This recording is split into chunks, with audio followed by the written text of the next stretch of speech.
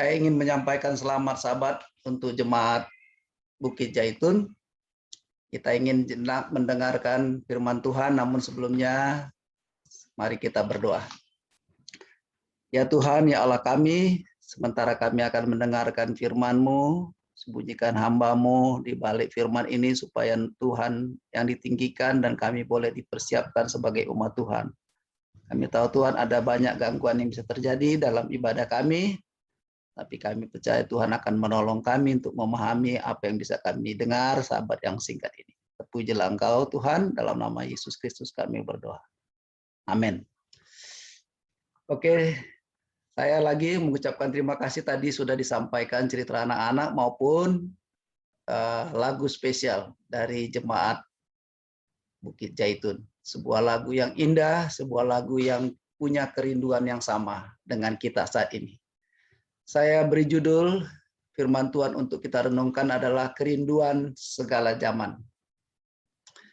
Jadi dari waktu ke waktu, dari zaman ke zaman, kerinduan segala zaman, kerinduan orang-orang umat pilihan itu sama. Yaitu ingin kita boleh tiba di surga.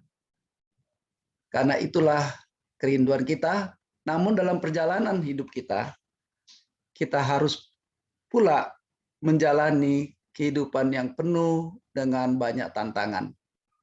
Itu makanya tadi sudah kita baca bersama-sama ayat hafalan kita yang menyatakan bahwa apa yang kerinduan kita yang tidak terpikirkan oleh mata, yang terpikirkan oleh telinga, didengar oleh telinga, dan apa saja itu sudah Tuhan siapkan bagi kita. Namun dalam perjalanan semuanya itu ada banyak hal-hal yang membuat kita harus mempersiapkan diri. Saya ingin ingatkan kembali bagaimana di Matius pasal 5 di ayat 2 sampai ayat yang ke-12 yang kita sudah baca bersama-sama, yaitu tentang kerinduan kita di zaman ini, ya, yaitu keinginan kita berbahagia. Namun saya mau mengambil gambaran sedikit tentang bahagia. Bahagia dalam Matius 5 itu adalah berkat. Ya, kalau bisa saya ganti berkat. Dan ada 8 berkat yang disampaikan Yesus dalam khotbahnya bersama murid-muridnya. Dan begitu juga dengan banyak orang lain yang bersama-sama dengan dia. Pertama dia bicara di ayat yang ketiga, Yesus bicara, berbahagialah orang yang miskin di hadapan Allah.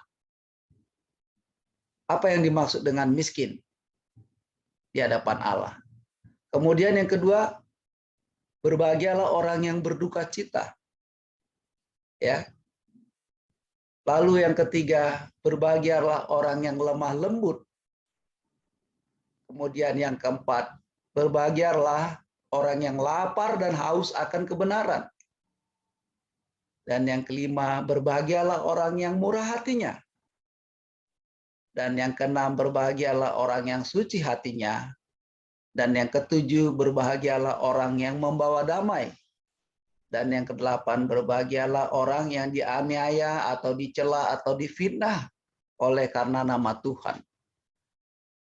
Atau dengan kata lain, diberkatilah orang yang miskin di hadapan Allah.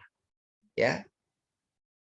Sebelum kita tiba di sorga, kebahagiaan kita itu harus kita bisa rasakan juga di dunia ini.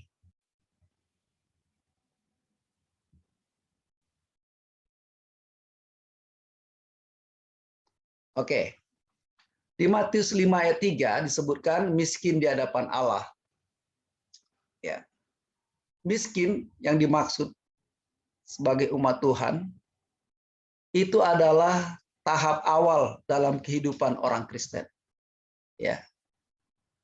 Kalau dia tidak merasa miskin, khususnya di dalam segi kerohanian, ya, karena di hadapan Allah, kita dibandingkan dengan Allah. Maka kita tidak bisa melangkah untuk mendapatkan berkat yang lain, merasakan kebahagiaan yang lain. itu bagaikan seorang pemungut cukai di dalam Lukas pasal 18 ayat 13. Pemungut cukai itu dia masuk di Ka'bah lalu dia menepuk dadanya, ya. Dia bilang, aku orang yang berdosa ini. Dia merasa dia memerlukan pertolongan. Dia merasa dia miskin kerohaniannya. Itu sama saja dia melepaskan dirinya dari semua yang ada dalam hidupnya. Kalau dari segi materi, pemungut cukai itu adalah orang kaya. Ya. Dia banyak hartanya. Tetapi di hadapan Tuhan, bila mana dia datang ke Ka'bah, dia merasa dirinya nol. Ya. Dia tidak bawa hartanya yang banyak. Di hadapan Tuhan dia bilang, Tuhan, aku tak ada apa-apanya. Dia malu. Ya.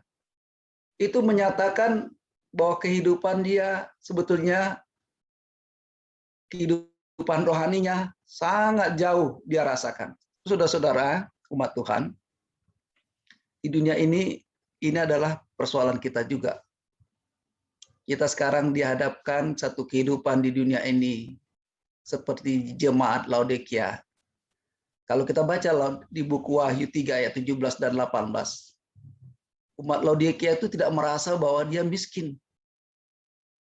Ya. Tapi Tuhan katakan dia sebetulnya miskin. Dia buta, dia telanjang. Malah dipesan di sana dia harus membeli apa?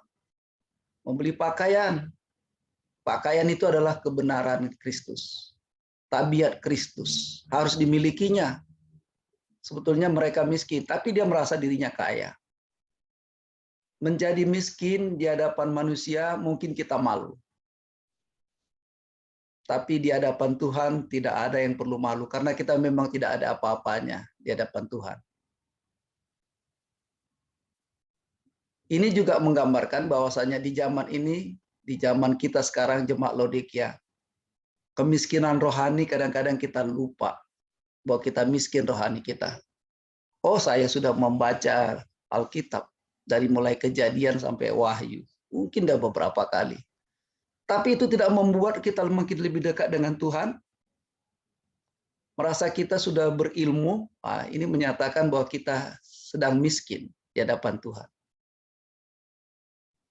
Karena inilah awal dari semua kehidupan kita di dunia ini. Kemudian di ayat yang keempat, sesudah kita merasa miskin karena kita tidak ada apa-apanya, kemudian orang pemungut cukai itu merasa dirinya adalah orang yang paling malang. Ya, berduka cita dia karena dosa-dosanya selama ini. Bukan berduka cita karena kematian, tapi berduka cita karena dosa. Ya. Dosanya yang membawa dia semakin jauh dari Tuhan.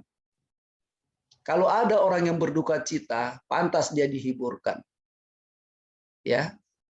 Sedangkan orang berduka karena kematian yang dikasihi perlu dihibur. Terlebih lagi kalau kita semakin jauh dari Tuhan.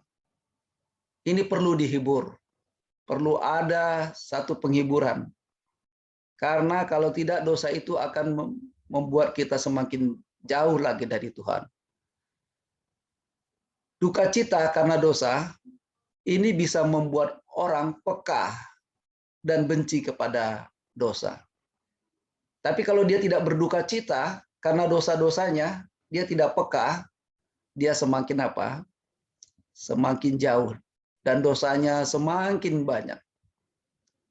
Jadi kalau kita merasa berduka cita berbuat dosa, ingat, itu satu gambaran bahwa kita benci kepada dosa. Ya, kita tidak mau melakukannya. Di Roma pasal 7 ayat 24 disebutkan oleh Paulus bahwasanya dalam dirinya katanya tidak ada yang baik. Ya. Kalau ada pun kita berbuat baik itu karena Kristus. Tidak ada yang perlu dibanggakan. Kalau kita banggakan semua kebaikan-kebaikan kita, itu berarti kita belum berduka. Ya, kita merasa kita berjasa. Kemudian di dalam 2 Korintus pasal 7 ayat 10, ya, kalau kita merasa berduka untuk dosa-dosa kita, maka kita akan dihiburkan karena apa? Karena duka cita kita itu menghasilkan pertobatan. Jadi biasanya kalau ada orang yang bertobat, meninggalkan kehidupan berdosanya, itu karena sudah merasa berduka. Dia bertobat, kemudian dia mendapat keselamatan. Mungkin saudara pernah mendengar cerita anak yang hilang di buku Lukas pasal 15. Anak itu tidak akan pernah kembali dan selamat di rumah orang tuanya kalau dia tidak berduka. Karena berdukalah dia. Keadaannya yang berdosa itu. Sehingga dia mengambil tekad mau bertobat, mau pulang. Ya. Dan memang bila mana tekadnya dia pulang, dia pun disambut oleh bapaknya.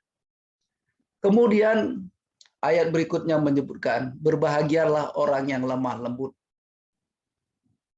Ini adalah sebuah tabiat karakter yang Yesus inginkan bagi umat-umat Tuhan. Lemah lembut. Dalam Galatia 5 ayat 23 itu adalah bagian dari buah roh. Dari 9 buah roh, satu diantaranya adalah sabar, lemah lembut. Mengendalikan diri dalam buku Amsal 16 ayat 32. Karena orang yang lemah lembut, orang yang dapat mengendalikan diri, dia bagaikan seorang pahlawan. Ya, yang bisa menguasai sebuah kota. Pada dasarnya lemah lembut dirindukan oleh banyak orang. Tetapi bila mana dijalankan dalam hidup prakteknya, lemah lembut adalah sebuah keadaan yang membuat kita lupa diri. Kalau kita baca dalam Yohanes 6 ayat 1, Yosua 6 ayat 1 sampai 17, bagaimana Yosua menyebutkan kepada orang-orang Israel yang mau memulihkan kota Jeriko, mengalahkan kota Jeriko. Dia bilang, kendalikan dirimu hari ini,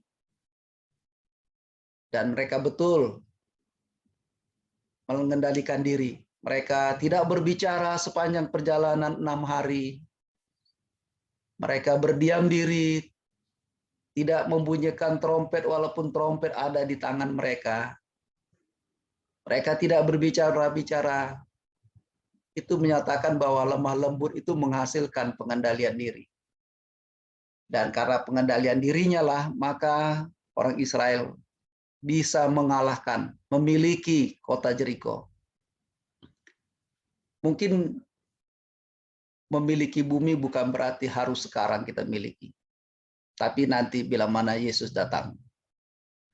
Kemudian disebutkan lagi, berbahagialah orang yang lapar dan haus akan kebenaran, karena mereka akan dipuaskan.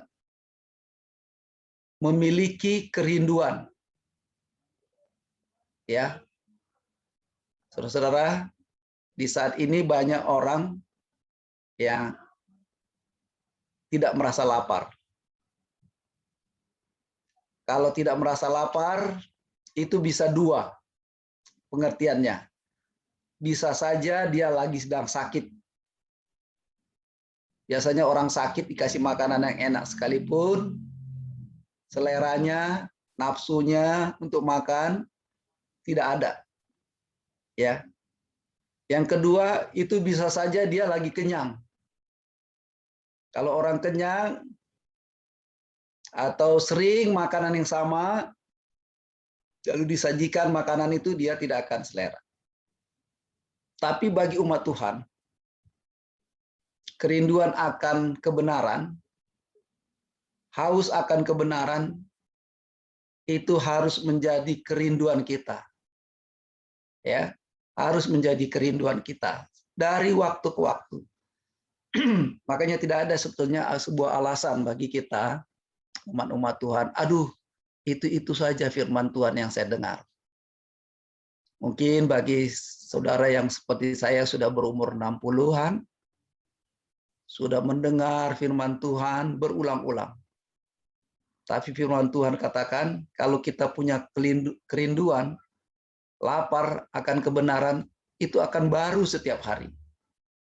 Itu akan membuat kita kuat. Kita senang. Tapi kalau ada yang menyebutkan, firman Tuhan ini sudah berulang-ulang. Selama saya menjadi orang Advent, ya tentang khotbah di atas bukit, sudah lebih dari 10 kali saya dengar. Itu juga isinya. Oh, itu artinya kita sudah mulai tidak punya selera untuk makan firman Tuhan. Suatu hari ada seorang, waktu saya guru, ada seorang tua katakan begini pada saya, Pak, kenapa ya di sekolah Advent banyak sekali kegiatan rohani, mulai renungan pagi, chapel, lagi pelajaran agamanya, pemerintah tuntut 2 jam seminggu, tapi sekolah Advent bisa 4-5 jam seminggu. Apakah ini nggak membosankan anak-anak? Saya bilang, itu sebagaikan makan, Bu. Saya bilang, Pak, apakah kita makan nasi pagi, lalu sore bosan kita? Kalau itu sudah menjadi kerinduan kita, makan bersama, dan makanan itu sudah rutinitas, akan tiba saatnya lapar, kita harus makan. Walaupun nasi juga. Tapi kalau saya tidak biasa makan nasi, lalu dimakan roti, terus lagi bentar lagi roti, mungkin walaupun roti itu enak, mungkin bosan juga. Tidak akan pernah bosan kita untuk firman Tuhan, karena itu membuat kita bertumbuh dalam iman. Ya. Sama dengan kalau kita makan, itu membuat kita sehat. Jadi, orang yang lapar dan haus akan kebenaran, dia akan mencari bagaikan rusa merindukan air. Ya. Di lembah sekalipun sungai kecil itu, dia akan turun. Ya. Tidak ada waktu, tidak meluangkan waktu untuk mencari Tuhan. Di begitu banyak kesibukan kita, mulai kita bangun tidur, sampai kita tidur kembali, sore hari, malam hari, kita harus sempatkan sesibuk-sibuknya kita mencari firman Tuhan. Karena itu yang membuat kita hidup. Ya. Mungkin dalam Lukas 15 tadi saya sudah sebutkan. Anak yang hilang itu sampai makanan babi pun dia akan makan. Itu tapi tidak dikasih. Karena dia lapar betul. Ya. Jadi dengan lain tidak ada pilihan baginya. Ya, tidak ada pilihan.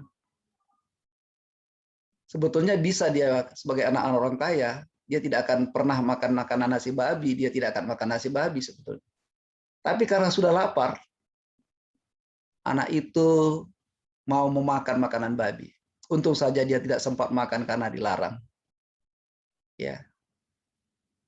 Marilah kerinduan kita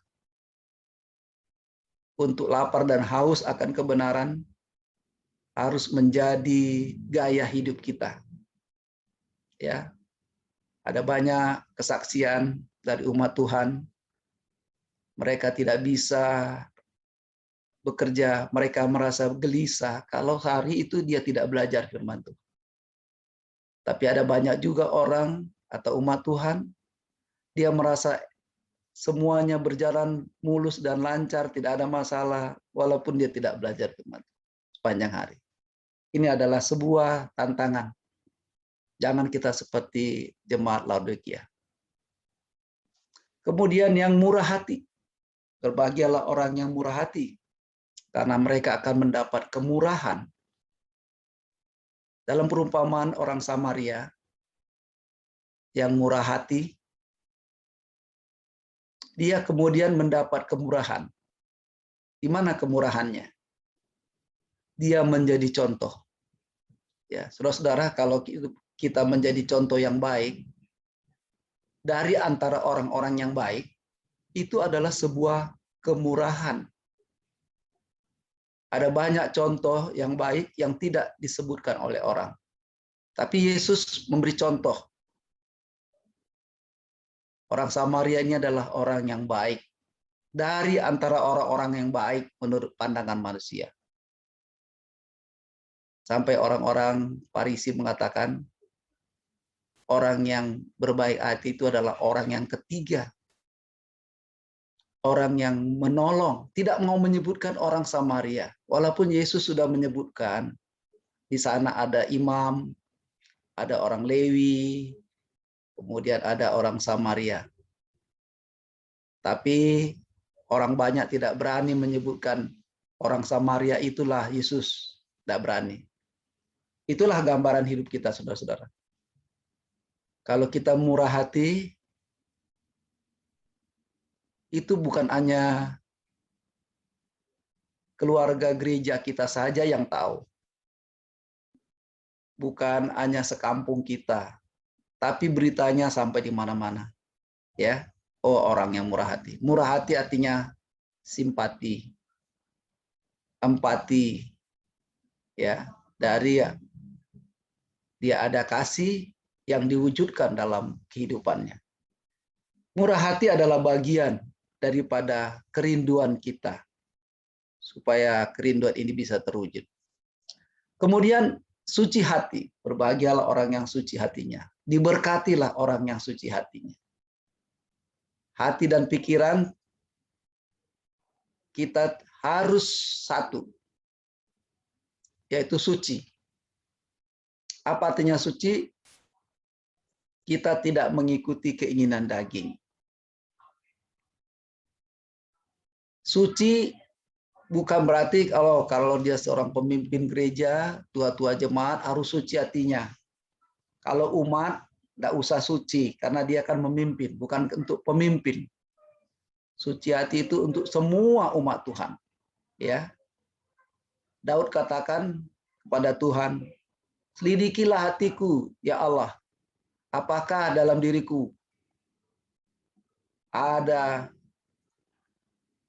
kejahatan?" Beranikah kita mengatakan suci hati kita di hadapan Tuhan? Pikiran kita bersih. Ya. Kualitas hidup kita dari waktu ke waktu semakin lebih baik. Cara berpikir kita, ada banyak orang bila mana berkumpul bersama-sama teman, selalu membicarakan yang negatif. Selalu membicarakan yang tidak senonoh. Ya, selalu membicarakan hal-hal yang tidak membangun. Ini adalah hati dan pikirannya tidak suci. Ya. Jadi kalau kita boleh memperhatikan sejenak di dalam setiap pertemuan-pertemuan, kalau sudah ada orang membicarakan sesuatu yang tidak baik, biasanya akan lebih banyak berkumpul. Ya. Ini tandanya bahwa mereka tidak punya kerinduan bagaimana supaya suci hatinya, pikirannya. Ya. Kalau pikiran kita suci, bersih, maka kita bisa tidur malam harinya kepada Tuhan, katakan, "Tuhan, terima kasih, hari ini aku bisa berjalan suci pikiranku." Kemudian disebutkan lagi di Matius pasal 5, berbahagialah orang yang membawa damai. So memang dalam Roma 12 ayat 33, sumber damai itu hanya Allah. Ya. Allah lah sumber damai. Karena di luar dia tidak ada kedamaian. Damai dalam arti dia tidak hidup dalam kedagingan. Itu makanya Kejadian 3 ayat 8 sampai 12 sana ada sebuah cerita bagaimana Adam dan Hawa yang tadinya tinggal di Taman Eden dengan damai. Ya. Tetapi bila mana mereka memakan buah larangan itu, melanggar apa yang Tuhan berikan, mereka langsung tidak rasa damai. Mereka rasa ketakutan. Ya, mereka bersembunyi. Kita tidak bisa membawa damai kepada orang lain kalau kita sendiri hati kita tidak damai dengan Tuhan. Ya. Saya pernah mendengar ada orang yang coba mendamaikan orang lain. Mungkin kata-katanya bagus, tetapi kedua pihak merasakan ada yang tidak beres. Bisa dirasakan. Ya, ada di balik membawa damai itu ada sesuatu yang mereka bisa baca, karena itu bukan dari hati mereka yang suci membawa damai. Ya.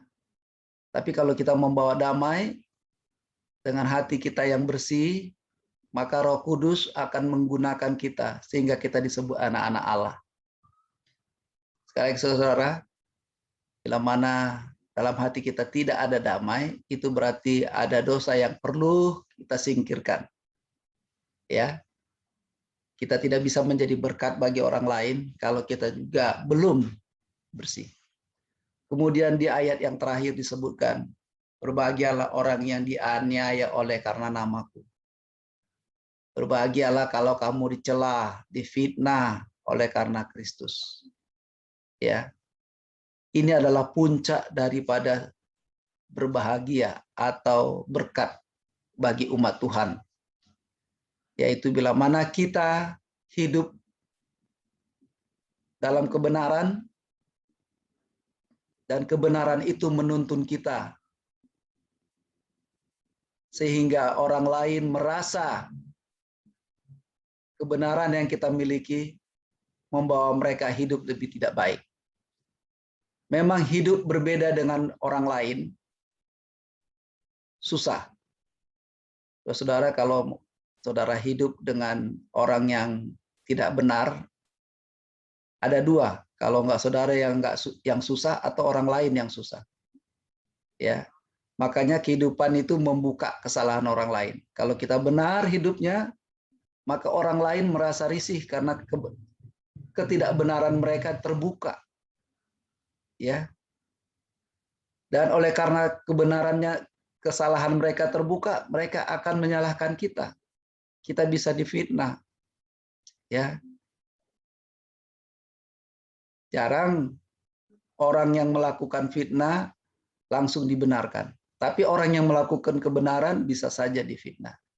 Saya beberapa kali melihat ada kesaksian di YouTube, ada namanya Muhammad KC, coachnya KC, yang dia dianiaya di tahanan kepolisian oleh Napoleon, katanya ya, Napoleon Bonaparte, karena dia memperkenalkan imannya.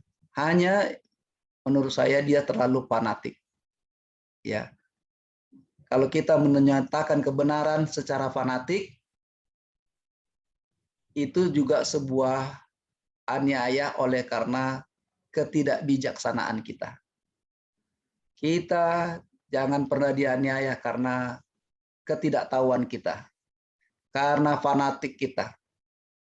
Ya, tapi kita hidupkan kebenaran itu sehingga orang melihat dan orang lain merasa risih karena kebenaran itu bisa menyalahkan kehidupan mereka. Sekali lagi dalam Kisah 7 ayat 54 sampai 60, kalau kita membaca di sana, Stefanus hidupnya benar di hadapan Tuhan. Sehingga orang-orang yang hidup pada zaman itu merasa gelisah dengan melihat kehidupan Stefanus. Akhirnya mereka menganiaya Stefanus. Ya, melemparinya sampai mati. Saudara-saudara, itulah yang disebut dia aniaya oleh karena Yesus. Ya, dia tunjukkan hidupnya yang sejalan dengan firman Tuhan dan orang lain merasa tersinggung, merasa dipojokkan, merasa dibuka kelemahan mereka. Demikianlah gambaran khotbah Tuhan Yesus di atas bukit yang menyatakan tentang berbahagia. Berbahagia. Di ayat inti kita, tadi sudah dibacakan oleh hamba Tuhan, 1 Korintus 2 ayat 9. Apa yang tidak terlihat oleh mata, dan apa yang tidak pernah didengar oleh telinga, dan apa yang tidak pernah timbul dalam hatimu, semuanya itu disediakan Allah untuk mereka yang mengasihi Dia. Sangat tidak masuk akal sebagai umat Tuhan bisa hidup tanpa melihat lingkungan kita. Tapi saudara percaya, Roh Kudus akan memberikan kita kekuatan. Walaupun kita miskin dalam kebenaran, itu mengingatkan kita bahwa ada sesuatu yang lebih indah Tuhan sediakan. Ya. Yang tidak terlihat oleh mata, yang tidak didengar oleh telinga, yang tidak pernah timbul dalam hati kita, itu disediakan Tuhan. Ada banyak menurut manusia khotbah Tuhan Yesus adalah impossible, tak masuk akal.